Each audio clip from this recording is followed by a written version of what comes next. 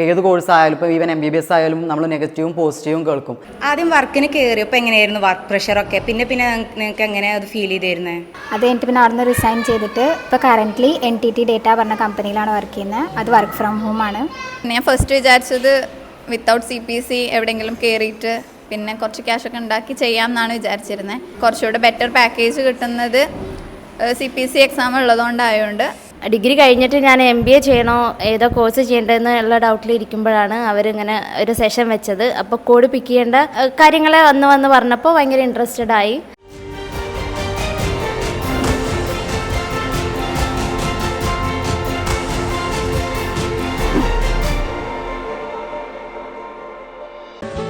നറുമഴ പോലെ ചെറുചിരിയായി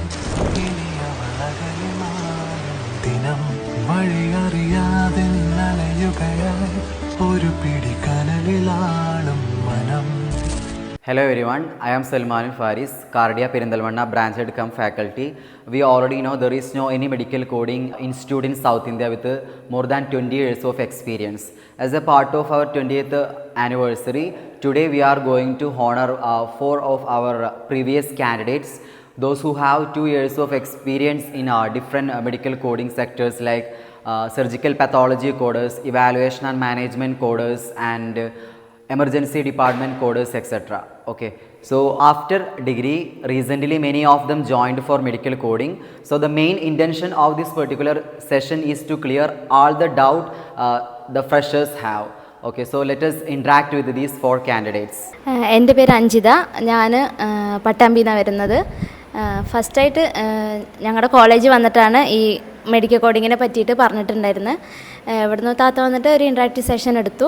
ഡിഗ്രി കഴിഞ്ഞിട്ട് ഞാൻ MBA ചെയ്യണോ ഏതോ കോഴ്സ് ചെയ്യേണ്ടതെന്ന് ഉള്ള ഡൗട്ടിലിരിക്കുമ്പോഴാണ് അവരിങ്ങനെ ഒരു സെഷൻ വെച്ചത്. അപ്പോൾ കോഡ് പിക്ക് ചെയ്യേണ്ട കാര്യങ്ങൾ വന്ന് പറഞ്ഞപ്പോൾ ഭയങ്കര ഇൻട്രസ്റ്റഡ് ആയി.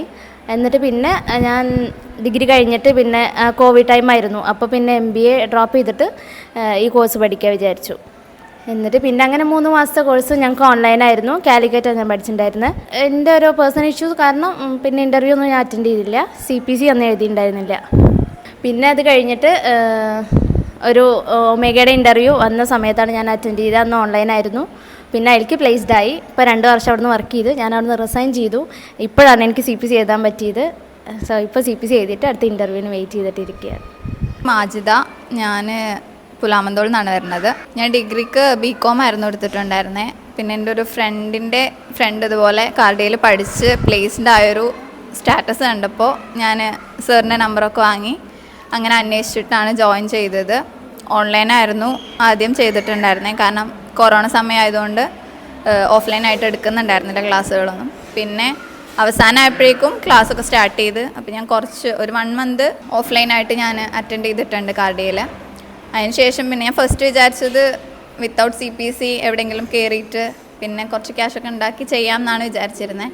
പിന്നെ എൻ്റെ കൂടെ ഉള്ളവരൊക്കെ CPC എഴുതാമെന്ന് പറഞ്ഞ് പിന്നെ കുറച്ചുകൂടെ ബെറ്റർ പാക്കേജ് കിട്ടുന്നത് CPC എക്സാം ഉള്ളതുകൊണ്ടായതുകൊണ്ട് CPC എഴുതാൻ വേണ്ടിയിട്ട് മോക്കൊക്കെ ചെയ്യൽ തുടങ്ങി. പിന്നെ ഫസ്റ്റ് അറ്റംപ്റ്റിൽ തന്നെ പാസ്സായി. അത് 1 മന്തിൻ്റെ ഉള്ളിൽ CPC റിസൾട്ട് വന്ന് 1 മന്തിൻ്റെ ഉള്ളിൽ ജോബിന് കയറിയിട്ടുണ്ട്. ഞാൻ ബാംഗ്ലൂർ സ്റ്റാർ മാർക്കിലായിരുന്നു വർക്ക് ചെയ്തിട്ടുണ്ടായിരുന്നത്. 2 വർഷം കംപ്ലീറ്റ് ചെയ്തു. ഇപ്പോൾ ഒരു 2 മാസമായിട്ട് ഞാൻ അവിടുന്ന് റിസൈൻ ചെയ്ത് ഇറങ്ങിയതാണ്. എൻ്റെ മാരേജായിട്ട് റിസൈൻ ചെയ്തതാണ്. ഇനിയിപ്പോൾ വേറെ കമ്പനീസ് എനിക്ക് നോക്കണം. ഹലോ, എൻ്റെ പേര് അനുപമ. ഞാൻ BSc ബയോടെക്നോളജി ആയിരുന്നു പഠിച്ചിരുന്നത്. 2021 ബാംഗ്ലൂർ പ്ലേസ്ഡ് ആയത്. സ്റ്റാർ മാർക്കിനായിരുന്നു കമ്പനിയുടെ പേര്. അവിടെ ഓൾമോസ്റ്റ് ഒരു 1 year 10 months വർക്ക് ചെയ്തിരുന്നു. ക്ലിനിക്കൽ പാത്തോളജി ആയിരുന്നു. അത് കഴിഞ്ഞിട്ട് പിന്നെ അവിടെ നിന്ന് റിസൈൻ ചെയ്തിട്ട് ഇപ്പോൾ കറൻ്റ്ലി NTT ഡേറ്റ പറഞ്ഞ കമ്പനിയിലാണ് വർക്ക് ചെയ്യുന്നത്. അത് വർക്ക് ഫ്രം ഹോം ആണ്.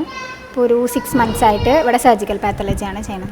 വിത്തൗട്ട് CPC ആയിട്ടാണ് നിങ്ങൾ ജോബിന് കയറിയിട്ടുണ്ടായിരുന്നത്. അപ്പോൾ പിന്നെ ജോബ് കഴിഞ്ഞതിന് ശേഷമാണ് നിങ്ങൾ CPC എടുത്തതെന്ന് പറഞ്ഞു. അപ്പോൾ ഏതാണ് ബെറ്റർ ഓപ്ഷൻ? എങ്ങനെയായിരുന്നു CPC എഴുതുന്ന സമയത്ത് നിങ്ങൾക്ക് ഫീൽ ചെയ്തത്? ഏറ്റവും ബെറ്റർ ആയിട്ടുള്ള ഓപ്ഷൻ എന്ന് പറയുന്നത് നമ്മൾ കോഴ്സ് കഴിഞ്ഞ ഉടനെ CPC എഴുതിയെടുക്കുക എന്നാൽ.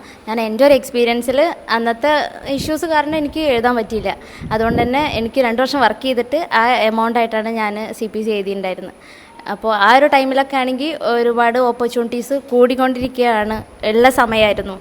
ഇപ്പോഴേക്കും വെച്ച് നോക്കുമ്പോൾ ചെറുതായിട്ട് ഗൈഡ് ലൈൻസ് ചെറിയ അപ്ഡേഷൻസേ വന്നിട്ടുണ്ടായിരുന്നുള്ളൂ. പക്ഷേ ആ കോഴ്സ് വീണ്ടും എനിക്ക് പഠിക്കേണ്ട അവസ്ഥ വരായി. കാരണം 2 വർഷം ഗ്യാപ്പ് വന്നുകൊണ്ട് ഏറ്റവും ബെറ്റർ ആയിട്ടുള്ളത് കോഴ്സ് പഠിച്ച ഉടനെ ആ CPC എഴുതിയെടുക്കുക, നല്ല പാക്കേജിൽ എവിടെയെങ്കിലും കയറുക. ക്ലാസ് എടുക്കുമ്പോൾ കുറേ പ്രൊജക്റ്റിനെ കുറിച്ച് ഞങ്ങൾ കേട്ടിട്ടുണ്ട്. അപ്പോൾ നിങ്ങൾ ഏതൊക്കെ പ്രൊജക്റ്റ് ചെയ്തത് അതിനെക്കുറിച്ചൊന്ന് എക്സ്പ്ലെയിൻ ചെയ്യാം. ഞാൻ മെഡിക്കൽ കോഡിംഗ് ആൻഡ് ബില്ലിംഗ് ആയിരുന്നു. ഞങ്ങൾക്ക് കോഡിംഗ് വരുന്ന ആംബുലൻസ് കോഡിംഗ് ആണ്. മെയിൻലി ബില്ലിംഗ് ആയിരുന്നു, ലാസ്റ്റ് പാർട്ടിൽ മാത്രമേ കോഡിങ്ങിൻ്റെ വരുന്നുള്ളൂ. പൊതുവേ ഞാൻ എത്തിപ്പെട്ട ടീം ടാർഗറ്റ് കുറവുള്ളതായതുകൊണ്ട് എനിക്ക് അത്ര വർക്ക് പ്രഷർ ഫീൽ ചെയ്തിട്ടില്ല. ഞാൻ ചെയ്തിരുന്ന പാത്തോളജി ആയിരുന്നു. ഫസ്റ്റ് കമ്പനിയിൽ ക്ലിനിക്കൽ പാത്തോളജി ആയിരുന്നു. അതായത് പാനൽ കോഡ്സൊക്കെ അല്ലേ 8 സീരീസിൽ വരുന്നത്, ആ കോഡ്സാണ് ചെയ്തിരുന്നത്. ഇപ്പോൾ വർക്ക് ചെയ്യുന്ന സ്ഥലത്ത് സർജിക്കൽസ് ആണ്, അതായത് ബയോപ്സി അങ്ങനത്തെ പ്രൊസീജിയർ കോഡാണ് ഇപ്പോൾ ചെയ്യുന്നത്. ഞാൻ ലോജിക്സിലാണ്. ഞാനവിടെ ED/ENM ആണ് ചെയ്യുന്നത്. അതായത് എമർജൻസി ഡിപ്പാർട്ട്മെൻറ്റിലുള്ള പ്രൊസീജിയേഴ്സും ഉണ്ടായിരിക്കും. പിന്നെ ENM പറയണത് ഇപ്പോൾ നമ്മൾ ക്ലാസ്സിലാകുമ്പോൾ തിയറി ആയിട്ട് പഠിച്ചിട്ടുള്ളൂ. അത് പ്രാക്ടിക്കലായി എന്താ സംഭവം എന്ന് മനസ്സിലായത് നമുക്ക് ചെയ്യുമ്പോഴാണ് കറക്റ്റ് മനസ്സിലാവുക. ഓരോന്ന് ക്ലിക്ക് ചെയ്യാനും ഡോക്യുമെൻറ്റ് ഫുള്ള് വായിക്കാനോ എങ്ങനെയാണ് സെലക്ട് ചെയ്യേണ്ടതെന്നൊക്കെ മനസ്സിലാവുക പ്രാക്ടിക്കലിലാണ്. പിന്നെ ED-യിലുള്ള പ്രൊസീജിയേഴ്സ് അത് ഫുൾ പ്രൊസീജിയേഴ്സ് ഉണ്ടാവില്ല. എമർജൻസി ഡിപ്പാർട്ട്മെൻറ്റിൽ പെട്ടെന്ന് ചെയ്യാൻ പറ്റിയ പ്രൊസീജിയേഴ്സ് മാത്രമേ ചെയ്യുള്ളൂ. പിന്നെ ഔട്ട് പേഷ്യൻ്റ് ആണ്, ഇൻപേഷ്യൻ്റ് ഇല്ല. ഇൻപേഷ്യൻ്റ് ആകുമ്പോഴാണ് വലിയ വലിയ പ്രൊസീജിയേഴ്സൊക്കെ വരിക. ഞങ്ങൾക്ക് ഇപ്പോൾ incision drainage, foreign body removal, പിന്നെ CPR, CC അങ്ങനെയുള്ള സാധനങ്ങളൊക്കെ വരിക. അങ്ങനെ വലിയ കുഴപ്പമില്ല. ഞാൻ ചെയ്തിട്ടുണ്ടായിരുന്നു സർജിക്കൽ പാത്തോളജി ആയിരുന്നു 8 സീരീസ്. ബട്ട് സുഖമാണ്, നമുക്ക് അത്ര പ്രശ്നമൊന്നുമില്ല. സ്റ്റാർട്ടിങ്ങിൽ പഠിക്കുന്ന സമയത്ത് ട്രെയിനിങ് തരുന്ന സമയത്ത് കുറച്ച് ബുദ്ധിമുട്ടുണ്ടാവും, അത്രയേ ഉള്ളൂ. പിന്നെ പഠിച്ചു കഴിഞ്ഞാൽ നമുക്ക് ആ കോഡ്സൊക്കെ ബൈ ഹാർട്ട് ആവും. ഓട്ടോമാറ്റിക്കലി നമ്മൾ റിപ്പോർട്ട് കാണുമ്പോഴേക്കും കോഡ് ചെയ്യാൻ തുടങ്ങും. കുഴപ്പമൊന്നുമില്ല, സുഖമായിരുന്നു. ആദ്യം വർക്കിന് കയറിയപ്പോൾ എങ്ങനെയായിരുന്നു വർക്ക് പ്രഷറൊക്കെ? പിന്നെ നിങ്ങൾക്ക് എങ്ങനെ അത് ഫീൽ ചെയ്തിരുന്നത്? പ്രൊബേഷൻ പീരീഡിൽ എന്ന് പറയുമ്പോൾ ആദ്യത്തെ ഒരു 6 മന്ത് മാത്രം അത്രയ്ക്കൊന്നും വരില്ല. ഒരു 3-4 മാസം കഴിയുമ്പോൾ തന്നെ നമ്മൾ ഓൾറെഡി നമ്മൾ ചെയ്ത് നമുക്ക് എക്സ്പീരിയൻസ് ആയി വരും. അപ്പോൾ തുടക്കത്തെ എനിക്കൊക്കെ സ്റ്റാർട്ടിങ്ങിൽ നല്ല വർക്ക് പ്രഷർ ഉണ്ടായിരുന്നു. അത് വർക്ക് ഫ്രം ഹോം ആയതുകൊണ്ട് തന്നെ അതിൻ്റെ ബുദ്ധിമുട്ട് നല്ല ഉണ്ടായിരുന്നു. പിന്നെ 1 ഇയർ വീട്ടിൽ വർക്ക് ചെയ്തിട്ടാണ് ഞാൻ 1 ഇയർ ബാംഗ്ലൂർ പോയി വർക്ക് ചെയ്ത്, അങ്ങനെ 2 ഇയർ ഉണ്ടായിരുന്നത്. സ്റ്റാർട്ടിങ്ങിലുള്ള ബുദ്ധിമുട്ട് മാത്രമേ ഉള്ളൂ. പിന്നെ കമ്പനി പോയി ഒരു 6 മന്തിന് ശേഷം തന്നെ അധികവും നല്ല, പിന്നെ വർക്ക് പ്രഷർ കുറഞ്ഞു, പിന്നെ നോർമലായി, പിന്നെ നമുക്കത് ഈസിയാവും. നമുക്ക് അവൾ പറഞ്ഞ പോലെ നമുക്ക് ബൈ ഹാർട്ടാവും, നമുക്ക് വേറെ പ്രത്യേകിച്ച് പ്രശ്നമൊന്നുമില്ല. ആസ് എ ഫ്രഷറായിട്ട് നമ്മൾ കയറുമ്പോൾ നമുക്ക് കുറേ ജോബ് ഓപ്പർച്യൂണിറ്റീസ് കിട്ടുമല്ലോ. അപ്പം നമ്മൾ നോക്കുമ്പോൾ നമ്മൾ എന്തൊക്കെ കാര്യങ്ങളാണ് ഓരോ കമ്പനീസ് വരുമ്പോൾ നോക്കേണ്ടത്? അതായത് ഇപ്പോൾ ഗൾഫ് കൺട്രീസൊക്കെ പോകുന്ന ആൾക്കാരാണെന്നുണ്ടെങ്കിൽ ഏതെങ്കിലും കമ്പനീസ് UAE പ്രോജക്റ്റ് ഉള്ള കമ്പനീസ് ഉണ്ടാവും. അപ്പോൾ അവിടെ കയറാൻ നോക്കുക. കാരണം നമ്മൾ ഫ്രഷേഴ്സ് ആയിട്ടാണ് ഇങ്ങനെ ഇവിടെ എത്ര എക്സ്പീരിയൻസ് ഉണ്ടെങ്കിലും നമ്മളിപ്പോൾ ഗൾഫിലൊക്കെ പോയിട്ട് ജോബ് നോക്കുമ്പോൾ അവർ നമ്മളോട് ചോദിക്കുക UAE എക്സ്പീരിയൻസ് ആണ്. ഇപ്പോൾ നാട്ടിൽ ചെയ്യുകയാണെന്നുണ്ടെങ്കിൽ ENM പ്രൊജക്ട്സൊക്കെ നല്ല പ്രൊജക്ട്സാണ്. കൂടുതലായിട്ട് ഇപ്പോൾ നമ്മൾ ഷിഫ്റ്റ് ചെയ്യുമ്പോൾ, കമ്പനീസ് ഷിഫ്റ്റ് ചെയ്യുമ്പോൾ കൂടുതലായിട്ട് ENM പ്രൊജക്ട്സൊക്കെ നമ്മൾ വേക്കൻസി കാണാറുണ്ട്. അതുപോലെ ED അതൊക്കെ കാണാറുണ്ട്. സർജിക്കൽ നമ്മൾ പാത്തോളജി അധിക കമ്പനീസിലൊന്നും ഇല്ല.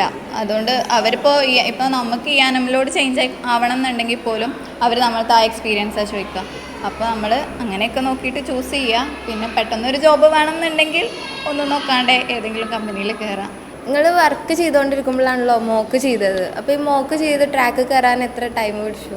പിന്നെ ബുദ്ധിമുട്ടുണ്ടായിരുന്നോ രണ്ടും കൂടി ഒപ്പം ചെയ്യാനൊക്കെ? സംഭവം വർക്ക് ചെയ്തുകൊണ്ടിരിക്കുമ്പോൾ പെട്ടെന്ന് CPC എക്സാം എഴുതിയെടുക്കുക പറഞ്ഞാൽ കുറച്ച് പേടിയുള്ള കാര്യമായിരുന്നു. ടഫാണോ എന്ന് എനിക്കറിയില്ല. അപ്പോൾ ഞാൻ ഫസ്റ്റ് ചെയ്തിരുന്ന ഓരോരോ ഞാൻ ഇവിടുന്ന് ഇറങ്ങിയിട്ട് ഒരു 1 ഇയർ കഴിഞ്ഞ്, ഒരു 1.5 ഇയേഴ്സ് കഴിഞ്ഞിട്ടോ. അപ്പോൾ എനിക്ക് ഫുള്ള് ടച്ച് വിട്ടു, ചെയ്യുന്ന പ്രാക്ടിക്കൽ മാത്രമായിരുന്നു. അപ്പോൾ ഞാൻ ഓരോ ദിവസം ഇരുന്നിട്ട് ഓരോരോ സിസ്റ്റം വൈസ് നോക്കി. പിന്നെ ഒരു 2 ആഴ്ച കഴിഞ്ഞപ്പോഴാണ് മോക്ക് ഇവിടുന്ന് താത്തോട് ചോദിച്ചിട്ട് ഇവർ അയച്ചു തരും എനിക്ക് ഓരോരോ മോക്ക്. ആ മോക്ക് ഞാനിങ്ങനെ ഇപ്പോൾ വർക്കുള്ള ദിവസമാണെന്ന് വെച്ചാൽ ഞാൻ നേരത്തെ വർക്കിന് കയറിയിട്ട് 8 മണിക്ക് കയറിയിട്ട് നേരത്തെയൊക്കെ ഇറങ്ങിയിട്ട് വന്നിട്ട് ചെയ്യൽ. ഇപ്പോൾ വർക്കുള്ള ദിവസം ഞാൻ 50 ക്വസ്റ്റ്യൻസ് വെച്ചിട്ട് ദിവസം ചെയ്യും. പിന്നെ വർക്കില്ലാത്ത ദിവസം എനിക്ക് സാറ്റർഡേ സൺഡേ വീക്ക് ഓഫിൻ്റെ ദിവസമാണ് ഞാൻ ഓരോ മോക്ക് ഇരുന്നിട്ട് ചെയ്യും. വൈകുന്നേരം അത് പിന്നെ തെറ്റുകളൊക്കെ നോക്കും. പിന്നെ പിറ്റേ ദിവസം അതിൻ്റെ ഇരുന്ന് പഠിക്കും. അങ്ങനെ പിന്നെ ടൈം മാനേജ്മെൻറ്റ് നേരെ നോക്കുകയെന്ന് മാത്രം. ടൈം മാനേജ്മെൻറ്റ് നമ്മൾ ഇരിക്കുമ്പോൾ തന്നെ ഇപ്പോൾ 4 മണിക്കൂർ ഇരിക്കാൻ എനിക്ക് സമയമില്ല വെച്ചാൽ ഞാൻ 1 മണിക്കൂറിൽ ഇത്ര ക്വസ്റ്റ്യൻസ് ചെയ്യണം എന്ന് വെച്ചിട്ട് അങ്ങനെ ചെയ്തായിരുന്നു. പിന്നെ വീക്ക് ഓഫിൽ മാത്രം എനിക്ക് 4 മണിക്കൂർ ഇരിക്കാൻ സമയം കിട്ടുള്ളൂ അധികം. വീക്ക് ഓഫിൽ ഇരുന്നിട്ട് കറക്റ്റ് 4 മണിക്കൂർ ഇരിക്കും. ബാക്കിയുള്ള ദിവസം ഇപ്പോൾ 1 മണിക്കൂറിൽ ഞാൻ 30 ക്വസ്റ്റ്യൻസൊക്കെ സ്പീഡിൽ ചെയ്യാനൊക്കെ നോക്കിയായിരുന്നു. ഓഡിയൻസ് ആയിട്ടുള്ള നിങ്ങൾക്ക് ഇവരുടെ എക്സ്പീരിയൻസും എന്താണ് വളരെ ഒരു ഇൻസ്പിറേഷനാണ്. ഇപ്പോൾ ഇതിൽ തന്നെ വർക്ക് ചെയ്തുകൊണ്ടിരിക്കുമ്പോൾ CPC എഴുതി പാസ്സായിട്ടുള്ള ആൾക്കാരുണ്ട്. അപ്പോൾ നമ്മൾ കോഴ്സ് കഴിഞ്ഞ ഉടനെ തന്നെ CPC പെട്ടെന്ന് ക്ലിയർ ചെയ്യുക. പിന്നെ അതുപോലെ തന്നെ നിങ്ങൾക്ക് കമ്പനിയിൽ ഇപ്പോൾ അനുപമൻ്റെ കേസിൽ ഏറ്റവും കൂടുതൽ എക്സ്പീരിയൻസ്ഡ് ആയിട്ടുള്ള ആളാണ്. വർക്ക് ഫ്രം ഹോം ആയിട്ടാണ് ചെയ്യുന്നത്. അപ്പോൾ പല കുട്ടികളും ഇനീഷ്യലി വർക്ക് ഫ്രം ഹോം കിട്ടാറുണ്ടോ എന്ന് ചോദിക്കാറ്. ഇനീഷ്യലി വർക്ക് ഫ്രം ഹോം കിട്ടുന്ന കമ്പനീസ് ഉണ്ടായിരുന്നു. പക്ഷേ ആക്യുറസി ബേസ് ചെയ്തിട്ട് ഇപ്പോൾ എല്ലാ കമ്പനികളും മിനിമം 6 മന്ത് അല്ലെങ്കിൽ 1 ഇയർ എക്സ്പീരിയൻസ് ഉള്ളതിന് ശേഷം മാത്രമേ തന്നെ ഇവരെല്ലാവരും 2 ഇയർ എക്സ്പീരിയൻസ് ഉള്ള ആൾക്കാരാണ്. നമ്മൾ പല ആൾക്കാരും ഇപ്പോൾ നമ്മുടെ മെഡിക്കൽ കോഡിങ്ങിനെ കുറിച്ചിട്ട് നെഗറ്റീവ്സ് കേൾക്കാറുണ്ട്. ഇപ്പോൾ ഏത് കോഴ്സ് ആയാലും ഇപ്പോൾ ഈവൻ MBBS ആയാലും നമ്മൾ നെഗറ്റീവും പോസിറ്റീവും കേൾക്കും. അപ്പോൾ അത് അനലൈസ് ചെയ്യാൻ വേണ്ടിയിട്ടാണ് ഇങ്ങനെ പ്രോഗ്രാം കണ്ടക്ട് ചെയ്യുന്നത്.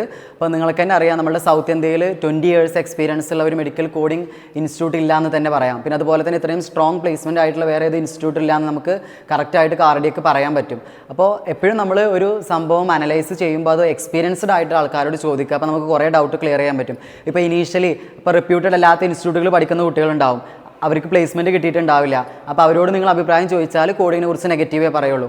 അതുപോലെ തന്നെ ഫ്രഷറായിട്ട് ഇപ്പോൾ ഒരു 1 മന്ത് ഇവർ ഓൾറെഡി പറഞ്ഞു കഴിഞ്ഞു, 3 മന്ത് ഏത് ജോബ് ആയിക്കോട്ടെ, ഇപ്പോൾ എഞ്ചിനീയറിംഗ് കഴിഞ്ഞവരാവട്ടെ ഏത് ഡിഗ്രി കഴിഞ്ഞവരാവട്ടെ, ഒരു ജോബിന് എൻ്റർ ചെയ്യുമ്പോൾ ഒരു 6 മന്ത് അല്ലെങ്കിൽ ഒരു 3 മന്ത് എക്സ്പീരിയൻസ് എന്നുള്ളത് വളരെ മാൻഡേറ്ററി ആണ്.